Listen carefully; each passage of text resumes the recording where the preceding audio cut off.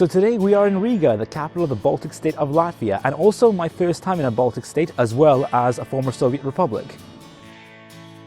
With a population of over 600,000 as of 2020, the Latvian capital of Riga is the largest city among the three Baltic states, including Lithuania and Estonia, as well as Latvia itself. Originally founded as a port town in 1201, it was one of the most important settlements among the Hanseatic League between the 13th and 15th centuries.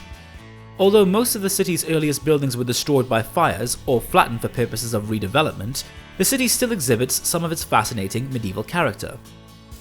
If there's one striking characteristic that I have to attribute to the city of Riga, it's its rather unique and colourful architecture, and the city is not short of it. Riga today is mostly renowned for its colourful buildings, its Art Nouveau architecture, as well as its wooden edifices from the 19th century. It's these noteworthy characteristics of Riga's historical centre that earned it a UNESCO World Heritage Site status in 1997.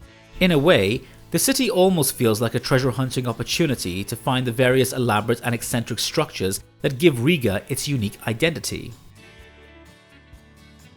While the city of Riga appears to be quite small, there's one thing that I've noticed about this place is that it's not short of things to see and things to do. Almost on every corner over here, you'll find a point of interest or a monument that one has to go and see. Some of the most famous landmarks include the House of the Blackheads, originally built in the 14th century for the Brotherhood of Blackheads. The original building was bombed by the Nazis in 1941 and then later rebuilt in 1999. In spite of the old town's relatively small size, it has a number of religious buildings including St. Peter's Church, St. John's Church, the Cathedral of St. Mary, and Our Lady of Sorrows Church. There is also the so-called Three Brothers. Collectively, they are among the oldest residential buildings in the city, and each represents a period of the city's development. The earliest building within this complex dates back to the late 15th century, and the most recent of the three dates back to the late 17th century. There is also the famous Cat House, known for the two cat sculptures on its roof. The city is also home to some interesting monuments, one of the most famous being the Freedom Monument, unveiled in 1935 to honour the soldiers that had perished during the Latvian War of Independence. So this colourful statued bear friend of mine over here is Riga Bear, and there's about 148 of these all around the world, and they are to celebrate the art of tolerance.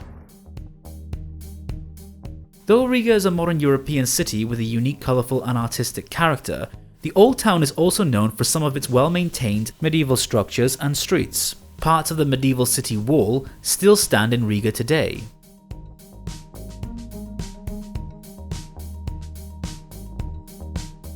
Though the old town is no longer surrounded by a wall in order to protect itself from foreign invaders, it still remains to be encompassed by the Pilstas Canal on one side and the Daugava River on the other. But architecture and history are not the only things that have come to define Riga and Latvia in general. One of the country's most renowned crafts is making apparel made out of local wool, and these garments can be found in marketplaces and souvenir shops across the city.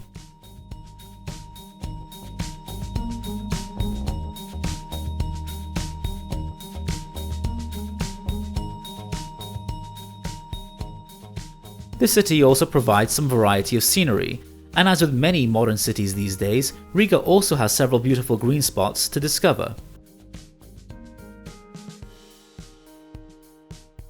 Riga has a lot to offer in terms of places to eat, but if you want something local, affordable, and in our opinions offers a delicious variety, we recommend Lido, which was one of the country's first private establishments since Latvia's independence from the Soviet Union.